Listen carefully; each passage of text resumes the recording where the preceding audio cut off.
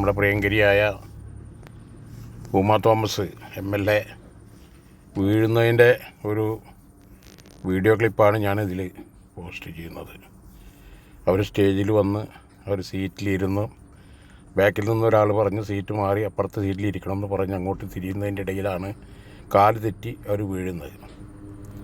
ആ വീഴുന്ന സമയത്ത് അവർ അവിടെ പിടിക്കാൻ ശ്രമിക്കുന്നുണ്ട്.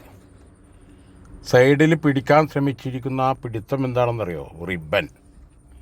ഒരു റിബൺ കൊണ്ടാണ് ആ സ്റ്റേജിനെ ഫ്രണ്ടിൽ മറച്ചിരിക്കുന്നത്. 1.5 മീറ്റർ വീതിയുള്ള ഒരു സ്റ്റേജിൽ 2 ലൈനായിട്ട് ചെയറിട്ടിട്ട് അവിടെ ഒരാൾ ഇരുന്ന് കഴിഞ്ഞാൽ ഒരാൾക്ക് മുന്നിലൂടെ നടക്കാൻ പറ്റാത്തൊരു സാഹചര്യം.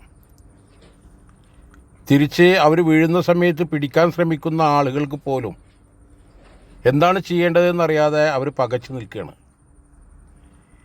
ഈ സംഘാടകരുടെ ഒരു നടത്തിപ്പിൻ്റെ പോരായ്മകൾ തന്നെ ഇതിലെടുത്ത് കാണിക്കുന്നത്. വെറും പൈസ മാത്രം മതിയോ? ഒരു മനുഷ്യൻ്റെ ജീവന് വില കൽപ്പിക്കണ്ടേ? ഇനി MLA അല്ല, മന്ത്രിയല്ല, മുഖ്യമന്ത്രി ആയിപ്പോയി. അതുപോട്ടെ, ഇനി അവരല്ല, ഒരു സാധാരണ പൗരനായിപ്പോയി. ഇവർക്കൊക്കെ മനുഷ്യൻ്റെ ജീവനൊക്കെ ഒരു വില തന്നെയല്ലേ? അവിടെ അവർ ശ്രദ്ധിക്കേണ്ടത് ആ സ്റ്റേജിലിരിക്കുന്ന ഈ ആളുകൾക്ക്, സ്റ്റേജിൽ വന്ന് ഇരിക്കുന്ന ആളുകൾക്ക് വരാനും ഇരിക്കാനുള്ളൊരു സൗകര്യം ഉണ്ടോ? ഉയരത്തിലാണ് സ്റ്റേജ് സംഘടിപ്പിച്ചിരിക്കുന്നത്.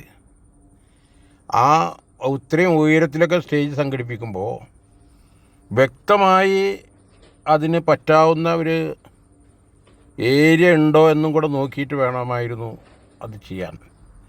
വെറും പൈസ മാത്രം ശ്രദ്ധിച്ചുകൊണ്ട്, ചെലവ് ചുരുക്കിക്കൊണ്ട് ഒരുപാട് പൈസ വാരാനുള്ള ഒരു ശ്രമത്തിൻ്റെ ഇടയിൽ നമ്മുടെയൊക്കെ പ്രിയങ്കരിയായ ഉമാ തോമസിനാണ് നഷ്ടം സംഭവിച്ചത്.